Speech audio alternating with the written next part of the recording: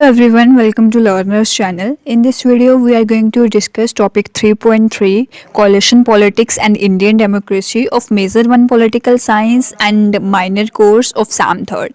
तो इस वीडियो में हम कॉलिटिक्स और इंडियन डेमोक्रेसी के बारे में पढ़ने वाले हैं. तो सबसे पहले कॉलिशन वर्ड जो है वो डिराइव्ड हुआ है कोलिटियो वर्ड से. ठीक है, इसका मीनिंग होता है ग्रो टुगेदर.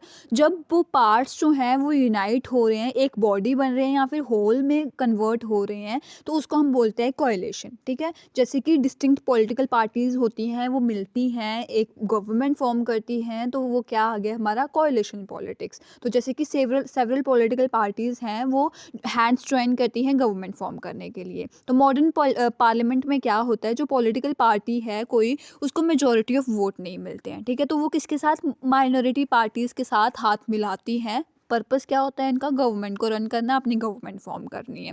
तो कोalition दो टाइप की होते हैं, एक होता है प्री पोल कोalition और एक होता है पोस्ट पोल कोalition.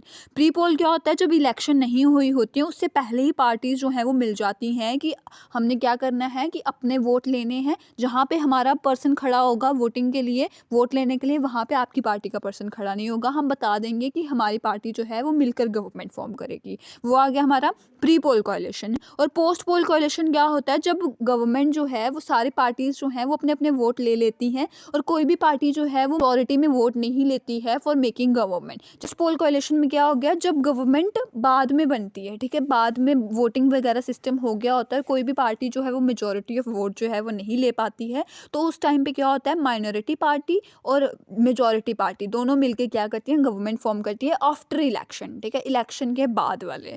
तो इसके फीचर्स की बात करते हैं. सबसे पहले जेसी जोरेन ने बताया है कि ये जो है कोalition पॉलिटिक्स में गवर्नमेंट क्यों फॉर्म होती है, कोalition पॉलिटिक्स क्यों की जाती है, for the sake of reward. Reward वही आ गया हमारा क्या, कि गवर्नमेंट फॉर्म करनी है और इसमें क्या होगा, एटलीस्ट 2 पार्टनर्स होते हैं और ये स्टैटिक नहीं होता, स्टेबल नहीं होता. किसी भी टाइम पे जो पार्टी है वो अपना हाथ पीछे कर सकती है अगर उनकी विशेष जो है वो फुलफिल ना हो. तो ये क्या है, डायनेमिक है. ठीक है, कभी भी जो है वो पार्टी जो है वो अपना हाथ पीछे कर सकती है और जो गवर्नमेंट है वो डिसॉल्व हो सकती है. तो इंडिया की बात करते हैं हम, इंडिया में क्या है. तो सबसे पहले हमारा आता है अनस्टेबल कोalition. एक्सेप्ट अनस्टेबल कोalition होती है इंडिया में, बट बीजेपी लेड एनडीए और कांग्रेस लेड यूपीए, ये आपने पढ़ा होगा. बीजेपी जो है वो किसके साथ हाथ मिलाया इन्होंने, एनडीए के साथ, नेशनल डेमोक्रेटिक अलायंस के साथ. और कांग्रेस ने किसके साथ मिलाया है, यूपीए के साथ, यूनाइटेड प्रोविंशियल अलायंस. तो इनका जो है वो अनस्टेबल नहीं है, इनका स्टेबल कोalition है. बाकी गवर्नमेंट का क्या है, अनस्टेबल कोalition है. उसके बाद आता है हमारा एंटी कांग्रेसम. इसमें क्या है कि कांग्रेस गवर्नमेंट ना फॉर्म कर ले, इसलिए बीजेपी ने लेड एनडीए गवर्नमेंट फॉर्म की है कि कांग्रेस जो है वो नहीं आनी चाहिए. तो इंडिया में क्या है, एंटी कांग्रेसम है. उसके बाद आता है हमारा लैक ऑफ पोलराइजेशन. पोलराइजेशन क्या होता है, जब पावर, मतलब एक टाइप की कह लो आप कि डिवाइडेशन. जहाँ पे इंडिया में डिवाइडेशन क्यों नहीं होती है, इसमें क्या है, तो हम सारे हीट्रोजीनियस एलिमेंट्स है, सबके जो हैं गवर्नमेंट जो फॉर्म करते हैं, पॉलिटिकल पार्टीज में मेंबर्स होते हैं, उनके डिफरेंट मेंबर्स के डिफरेंट ग्रुप्स के क्या होते हैं, उनके डिफरेंट इंटरेस्ट होते हैं जो वो परस्यू करना चाहते हैं. But for the sake of capturing power लेने के लिए वो एक दूसरे के साथ रहते हैं.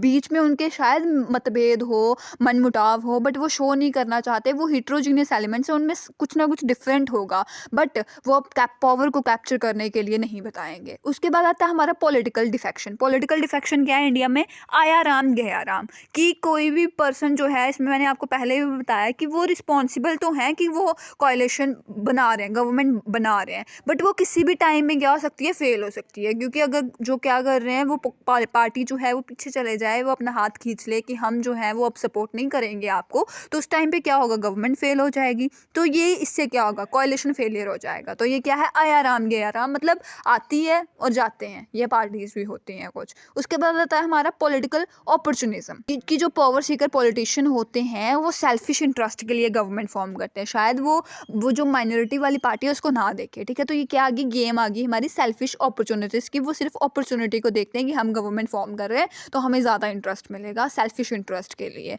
तो फॉर्मेशन की बात करते हैं इंडिया में, कब कब हुई, 1952, 1957, 1962, 1967. ये चारों ईयर्स में कांग्रेस जो थी वो मेजॉरिटी में थी, गवर्नमेंट एट सेंटर इनकी ही थी. कब 1952, 1957, 1962 और 1967. उसके बाद क्या हुआ, 1969 में इंदिरा गांधी ने बहुत मुश्किल से मैनेज किया. सीपीआई ठीक है, कम्युनिस्ट पार्टी ऑफ इंडिया, और डीएमके, द्रविड़ा मुनेत्रा कझागम, ये कुछ ऐसे करके नाम था। डीएमके आप शॉर्ट फॉर्म में लिख देना। तो ये दोनों को मिला के जो है इंदिरा गांधी ने गवर्नमेंट फॉर्म की। और 1971 में सिंगल पार्टी जो थी वो कांग्रेस बॉर्न हो गई। 1969 में इनको थोड़ा सा यू कैन से एक टाइप का करना पड़ा कोalition, बट 1971 में सिंगल कांग्रेस पार्टी जो थी वो बॉर्न हो गई। और 1977 में इनको बैडली डिफीट होना पड़ा। इनको 1977 में बैडली डिफीट होना पड़ा। उस टाइम पे क्या हुआ, कोई भी कोalition गवर्नमेंट एट सेंटर पे नहीं बन पाई इनकी। तो ये था हमारी फॉर्मेशन 1952, 1957, 1962, 1967, जहाँ पे कांग्रेस पार्टी जो थी वो मेजॉरिटी में थी, गवर्नमेंट इनकी ही बनी सेंटर में। बट 1969 में इंदिरा गांधी को कोalition फॉर्म करनी पड़ी विद सीपीआई एंड डीएमके। और 1971 में इनकी फिर से गवर्नमेंट जो थी वो अच्छी खासी बन गई। बट 1977 में क्या हुआ, इनको बैडली हारना पड़ा और कोई भी इनकी गवर्नमेंट कोalition नहीं बन पाई सेंटर पे। अब बात करते हैं मेरिट्स की, ठीक है।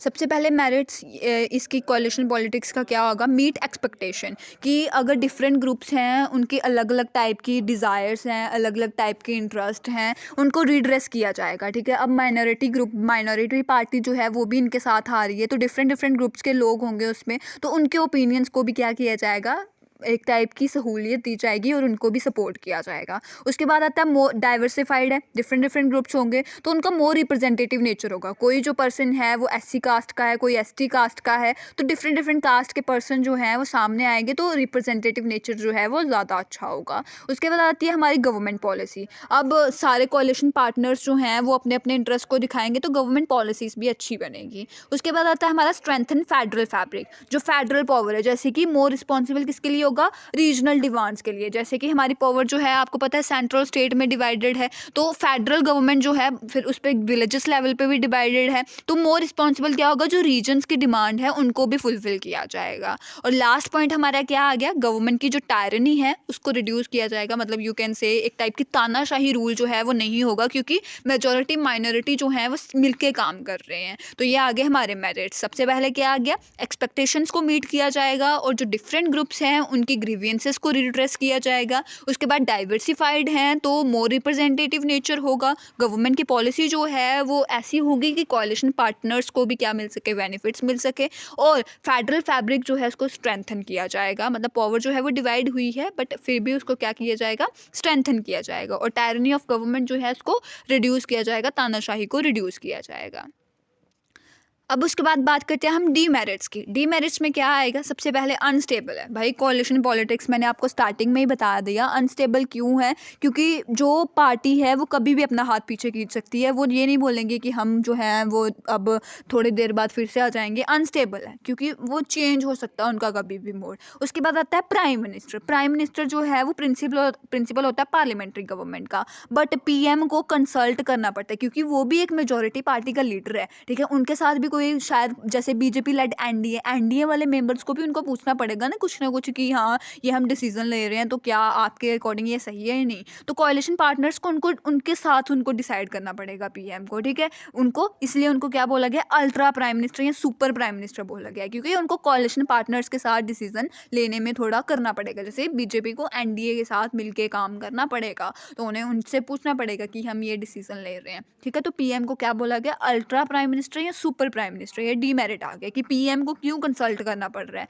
क्योंकि है तो हाँ ये तो है कि वो मेजॉरिटी का पर्सन है तो उसे तो ये कंसल्ट करना ही पड़ेगा था, बट ये किस में आएगा, डीमेरिट में आएगा। उसके बाद क्या है, रीजनल पार्टीज जो हैं इनके रीजनल फैक्टर्स होते हैं, ठीक है। अब सेंट्रल एग्जीक्यूटिव, जो सेंटर के लिए जो डिसीजन होगा वो रीजनल वाले थोड़ी सोच पाएंगे। जो रीजन के लिए डिसीजन है उनके अकॉर्डिंग तो रीजन के लिए डिसीजन अच्छा होगा, बट जो सेंटर के लिए डिसीजन है वो ये थोड़ी सोच पाएंगे रीजनल वाले कि सही है सेंटर के लिए या नहीं सही है। फिर लास्ट फोर्थ पॉइंट क्या है हमारा, सेकेंड लास्ट पॉइंट, साइज जो है वो लार्ज होता है इसमें कोalition पॉलिटिक्स में। जैसे कि जो अटल बिहारी वाजपेयी हैं, इनकी 1990 में गवर्नमेंट फॉर्म हुई थी और कोalition पॉलिटिक्स के थ्रू ही हुई थी, और उसमें 70 मिनिस्टर्स थे। और इन्हीं की जो गवर्नमेंट है इसको बोला गया जम्बो मिनिस्ट्री, क्योंकि इनमें बहुत ज़्यादा मिनिस्टर्स थे, 70+ मिनिस्टर्स थे अटल बिहारी वाजपेयी की गवर्नमेंट में 1990 में। तो उसको क्या बोला गया, जम्बो मिनिस्ट्री बोला गया। ब्लेम गेम्स में क्या होता है, माइनॉरिटी वाले बोलते हैं कि हम रिस्पॉन्सिबिलिटी जो है वो मेजॉरिटी वालों को लेनी चाहिए, मेजॉरिटी वाले बोलते हैं कि माइनॉरिटी वालों को भी ध्यान देना चाहिए। तो सभी जो है वो रिस्पॉन्सिबिलिटी से क्या होते हैं, एस्केप होते हैं, भागने की कोशिश करते हैं, तो ब्लेम गेम्स करते हैं। तो ये था हमारे डीमेरिट्स और merits. So I hope you understand coalition politics. Thank you so much.